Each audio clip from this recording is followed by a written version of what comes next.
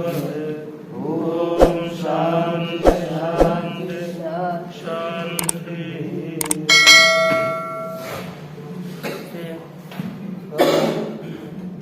पंडित परमात्मा की अलौकिक कृपा से हम लोग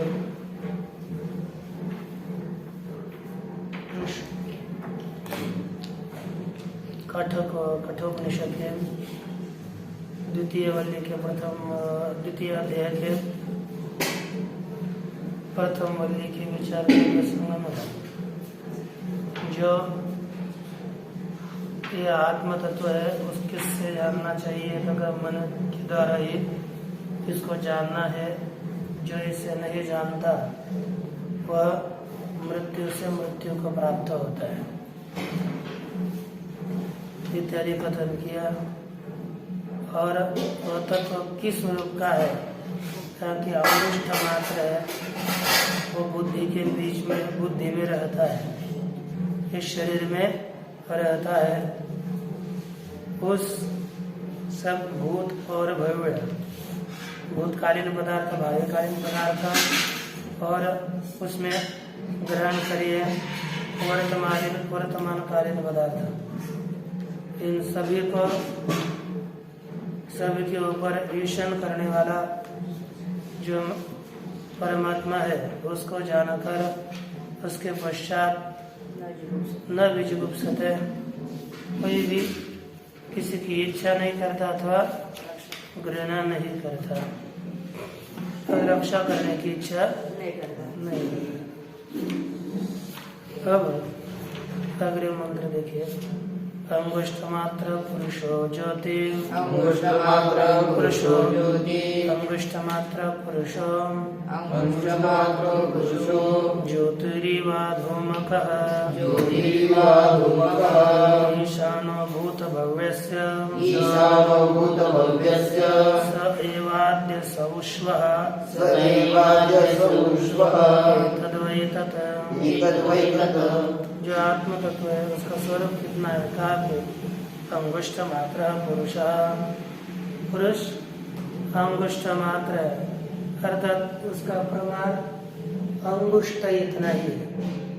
ये क्यों बताया, चिंतन करने के लिए। वैसे तो परमात्मा व्यापक है, परमात्मा में लघुता नहीं है, नहीं तो अंगुष्ठ मात्र पुरुष इस श्रुति का आधार करके परमात्मा को अणु लघु बताने वाले बहुत होते हैं। तो परमात्मा है व्यापक, क्योंकि हृदय देश परिच्छिन्न उसमें अभिव्यक्त होता है, इसलिए अभिव्यक्ति का स्थान होने के कारण उस उपाधि का आरोप उसमें करके अंगुष्ठ मात्र यह प्रयोग किया हुआ है। ज्योतिरिवा धूमक, और है कैसा, जैसे अधूमक ज्योति इव, अधूमक धूम रहित अग्नि जैसी होती है ज्योति प्रकाश, उसके तरह है, अर्थात बहुत प्रकाशवान है। धूम रहित ज्योति की तरह है, दूर जिसमें न हो ऐसी जो ज्योति है, प्रकाश है, ज्योति दीपक है, दीप ज्योति है, उस दीप ज्योति की तरह ये प्रकाशवान है। न कहा ज्योतिरिवा धूमकः भूत भव्यस्य ईशानो, किसके ऊपर नियंत्रण करने वाला है, यह भूत और भूतकालीन पदार्थ और भाविकालीन पदार्थ, इनके ऊपर इनका नियंत्रण करने वाला इनका ईश्वर है। स एवाद्य सौष्वः, वही आज है और वह भविष्य काल में वही है। एतद्वै तत्, जो नित्य रहता है, भूतकाल भविष्य काल और सभी काल में जो विद्यमान रहता है वही परमात्मा है। यही जो पूर्व में पूछा गया था। अब देखिए आगे। किंच अंगुष्ठ मात्र पुरुष ज्योतिरिवा धूमक, यह है कैसा, यह पुरुष अंगुष्ठ मात्र है और अधूमक ज्योतिरिवा, अधूमकमिति युक्तम ज्योतिष परत्वाद, यहाँ पर अधूमकम ये रूप चाहिए था, लेकिन अधूमक यह रूप दिया, क्योंकि ज्योति ही, यह कैसा है? नपुंसकलिंगी शब्द है, इसलिए उसके तरह ही अधूम का भी यह बताना चाहिए था, लेकिन छांदस प्रयोग समझ लीजिए यह अधूमक है, अर्थात धूम रहित जैसी ज्योति हो उसी की तरह यह आत्मा है। यस्तु एवं लक्षितो योगी भी हृदय ईशानो भूत भविष्य, जो योगियों के द्वारा भूत पदार्थ और भावी पदार्थ इन सब का ईश्वर इस तरह से जो श्रुति में बताया, लक्षित किया गया, स एव, ऐसा जो परमात्मा है, क्योंकि सब के द्वारा, ये जो योगियों के द्वारा जिसका लक्षित किया जाता है, लक्षणावृत्ति से जिनको जाना जाता है, वही परमात्मा स एव नित्य है, वही नित्य है, कूटस्थ है। क्यों?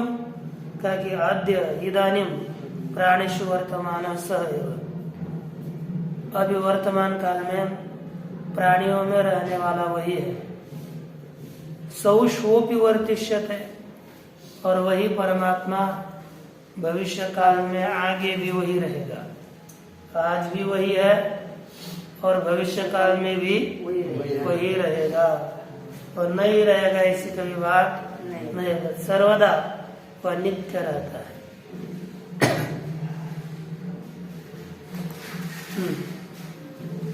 नान्यस्तत्समो अन्यश्च जनिष्यते इत्यर्थ, उसके समान कोई भी होगा नहीं, उसके समान कोई नहीं है। न चान्य जनिष्यते, उसके समान कोई उत्पन्न होगा भी नहीं। ऐसा परमात्मा कूटस्थ नित्य इसके द्वारा दिखाया। अब अनेन नायम अस्तीति चैके इत्ययं पक्षो न्यायतः अप्राप्तोपि स्ववचनेन श्रुत्या प्रत्युक्त। नचिकेता ने पहले प्रश्न किया था, यह जब मनुष्य मरता है, नायम अस्तीति चेके, है ना, नायम अस्तीति चेके, पुनः कोई बोलते है अस्तित्व चेके, नायम अस्तित्व चेके, एयम पृथ्वी मनुष्य स्थिति चेके, नायम अस्तित्व चेके। यह मनुष्य मरने के पश्चात रहता है, ऐसे कोई कहते हैं, और कोई कहते हैं कि बाद में नहीं रहता। यह दोनों पक्ष है। इस के विषय में यह जो पक्ष था मरने के बाद नहीं रहता, यह पक्ष न्यायतः प्राप्त नहीं है, शास्त्रतः प्राप्त नहीं है। न्याय इसमें तर्कतः भी यह पक्ष प्राप्त नहीं होगा, तो भी यह प्राप्त नहीं है पक्ष, लेकिन श्रुति कहती है पक्ष किसी ने तो उठाया है, तो उसका खंडन करना चाहिए, नहीं तो दुर्बुद्धि पुरुष उसी को ग्रहण कर लेते हैं। इसलिए उसका स्ववचनेन, अपने वचन के द्वारा श्रुति ने उसका खंडन किया। तथा क्षणभंगवादश्च, उसी तरह क्षणिकवाद जो बौद्धों का है, उस वाद का भी श्रुति ने खंडन ही किया। अब कहोगे क्षणिकवाद तो बौद्ध आने के बाद प्रारंभ हुआ है, और श्रुति तो अनादिकाल से है, तो उसने कैसे खंडन किया?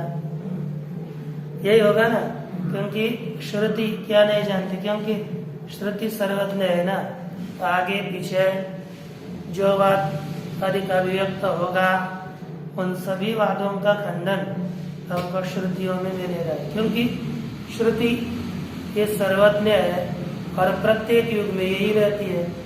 तो प्रत्येक युग में जैसे अनुपूर्वी होती है, यहाँ पर पूर्व तो पूर्व ही रहेगा, वो तो वही रहेगा, या जो उदात्त है उदात्त ही रहेगा। अगले सृष्टि के काल में भी वेद के एक भी शब्द का परिवर्तन इतस्ततः नहीं होता, इसलिए उसे अपौरुषेय कहा जाता है। प्रत्येक कल्प में इस श्रुति का, वेदों का अभिव्यक्ति होती है, बस पूर्व में जैसे थी वैसे ही, नूतन इसमें कोई निर्माण नहीं करता, इसलिए ये वेद अपौरुषेय और हो तो नित्य है, और प्रत्येक इसमें सृष्टि में कल्प में होता ही है, तो सबका ज्ञान श्रुति को है, इसलिए सबका वह एक कभी भी यानी वही प्रतिपादन करती है, उसने प्रतिपादन नहीं किया ऐसी कोई चीज नहीं है। अनंतो वै वेदा, अनंता वै वेदा, ऐसा वाक्य था, अर्थात वेद अनंत है, उनकी कितना है, वेदों ने बहुत कहा हुआ है, अनंत बोल दिया, लेकिन उसमें से अवत कुछ शाखाएं काल के होने से लुप्त हुई, इसलिए अब जितने हैं उतने विद्यमान है। पुनरपि वेद दर्शनापवादम, अब पुनः भी वेद दर्शन का ब्रह्म के ब्रह्मण वेद दर्शनापवादम आह, श्रुति पुनः भी ब्रह्म के वेद दर्शन का निराकरण यहाँ पर कहती है। क्या कहती है? यथोदकम दुर्गे वृष्टम, यथोदकम दुर्गे वृष्टम, पर्वतेषु विधावती, पर्वतेषु विधावती, एवं धर्मान् पृथक् पश्यन्स्, एवं धर्मान् पृथक् पश्यन्स्, तानेवानुविधावती, तानेवानुविधावती। अन्वय सरल अर्थ है, यथा दुर्गे वृष्टम उदकम पर्वतेषु,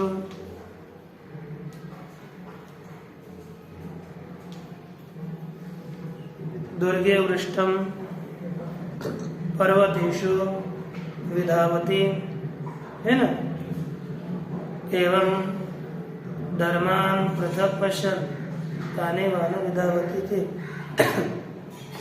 यथा दुर्ग में अर्थात उच्च प्रदेश में बरसा हुआ जल, पर्वतेषु, पर्वतेषु अर्थात जो पर्व भाग है, निम्न प्रदेश है, पर्ववत अर्थात क्या होता है ना, पर्व उसको मराठी में कांड बोलते हैं, कांड है ना, जैसे गन्ने के पर्व होते हैं, तो पर्व अर्थात जो जोड़ स्थान होता है ना, वह पर्व होता है।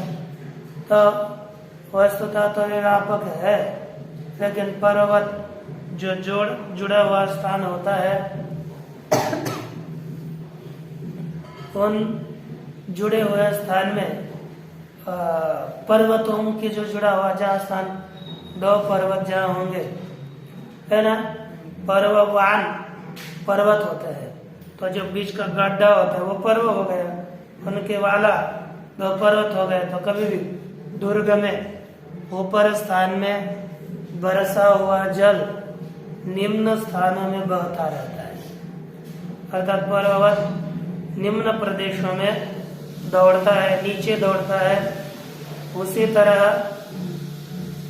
धर्मान पृथक पश्यन्, एवं धर्मान पृथक पश्यन्, इसी तरह धर्मों को पृथक पृथक देखता हुआ मनुष्य उन्हीं जितने भी है उन्हीं धर्मों के पीछे, प्रत्येक शरीर में अलग अलग धर्मों को देखता है, तो उन्हीं धर्मों के पीछे यह प्राप्त होता है। अर्थात जैसा जैसा धर्म होगा, धर्म से युक्त वैसे शरीरों के पीछे दौड़ता है, अर्थात उसको वैसे जन्म प्राप्त होते हैं। देखिए भाष्य में, यथोदकम दुर्गे, दुर्ग में देशे उच्चते वृष्टम सिक्तम, जैसे उदक पानी दुर्ग अर्थात दुर्गम देश, ऊपर का देश, ऊपर के देश में वर्षित हुआ जो जल है वह पर्वतेषु, पर्वत अर्थात निम्न प्रदेशों में, जो नीचे वाले प्रदेश होता है ऐसे प्रदेशों में दौड़ता है। विकर्णम सद विनश्यते, विदावती का अर्थ किया, ऊपर से नीचे आ जाएगा तो फैलेगा, फैल करके वह जो जितना जल था नष्ट हो जाता है, अर्थात उसका अस्तित्व नहीं रहता।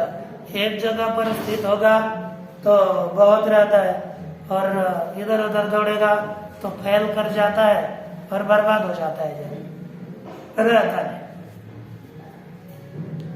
एवं धर्मान आत्मन भिन्नान पृथक पृथक एव प्रति शरीरम पश्य, इसी तरह आत्मन भिन्नान धर्मान, अपने जो भिन्न भिन्न धर्म है उनको पृथक पृथक प्रत्येक शरीर में जानता हुआ मनुष्य तान एव शरीर भेदानुवर्तिन अनुविधावती, उन्हें शरीर भेदाओं का अनुसरण करने वाला उनके पीछे ही यह दौड़ता है। शरीर भेदम एवं पृथक पुनः पुनः प्रतिपद्यते इत्यर्थ, जो शरीरों के पृथक भेद है, अलग अलग भेद है, उन्हीं को ही पुनः पुनः यह प्राप्त होता है ना।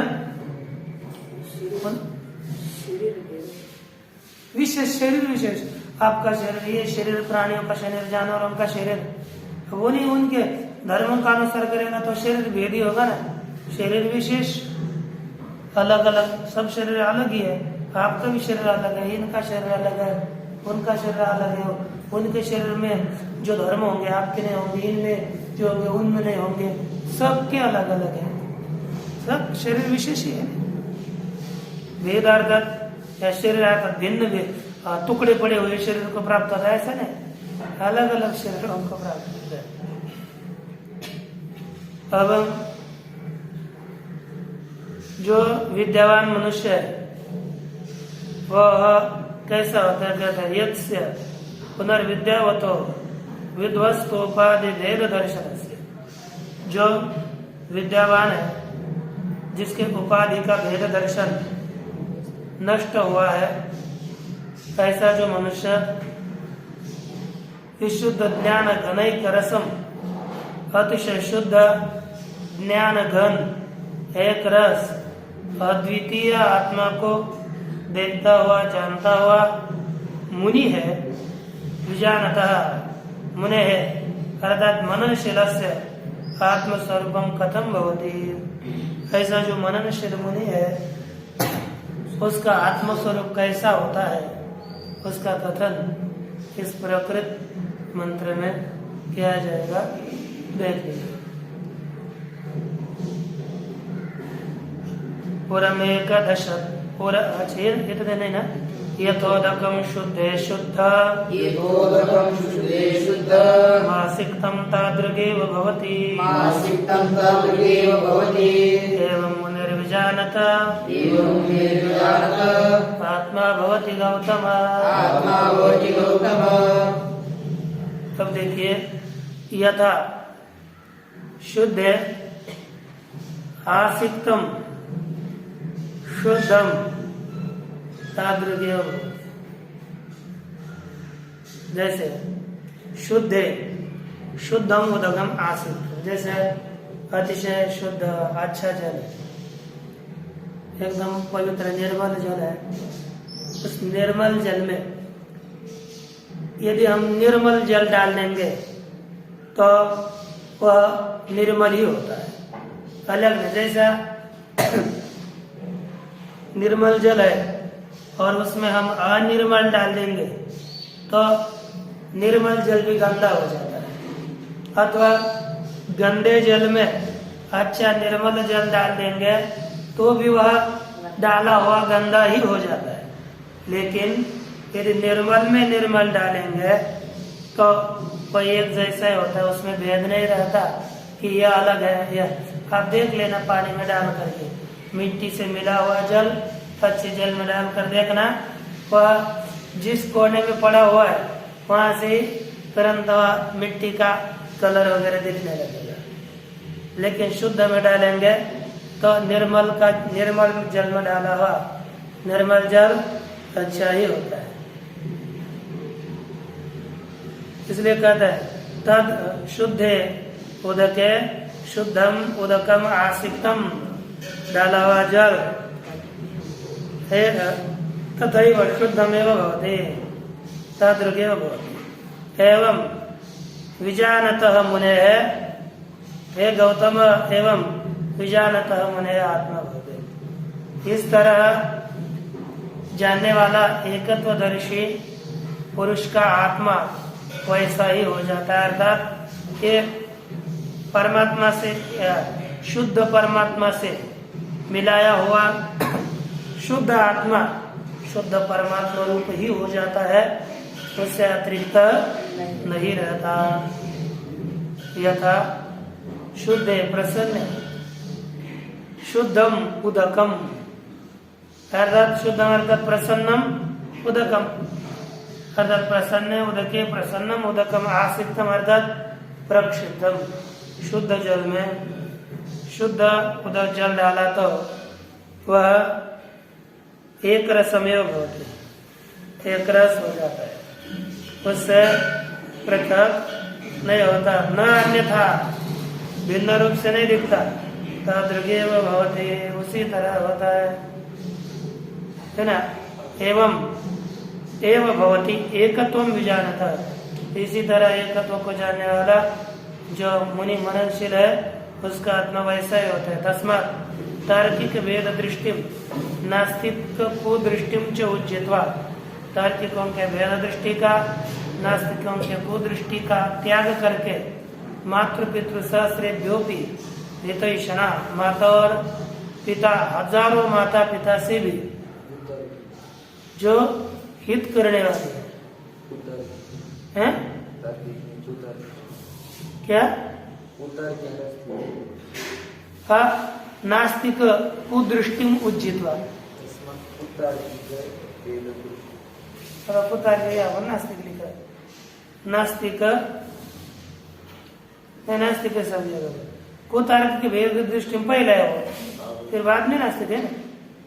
तो कुतार्किकों की जो भेद दृष्टि है उसका और नास्तिकों की कुदृष्टि का त्याग करके माता और पिता से हजारों माता पिता से भी जो हित करने वाली है ऐसी श्रुति वेदेन उपदिष्ट आत्मिक दर्शनम हितैषिणा वेदेन, हित चाहने वाले वेद के द्वारा हितैषिणा तृतीय को चले उपदिष्टम उपदेश किया हुआ आत्मिकत्व दर्शन शांत दर्प ही आदरणीयम, जिसका दर्प गर्व शांत हुआ है ऐसे पुरुष के द्वारा इसका आदर करना चाहिए। इस तरह से अर्थात इस आत्म तत्व का आदर करे और उसके अनुष्ठान में निध्यासन में संलग्न हो। यही यहाँ पर कथन किया। ओम जय जय श्रीमद परमहंस परिव्राजकाचार्य गोविंद भगवत पूज्यपाद शिष्य श्रीमद आचार्य श्री शंकर भगवत काठोपनिषद भाष्य द्वितीयाध्याय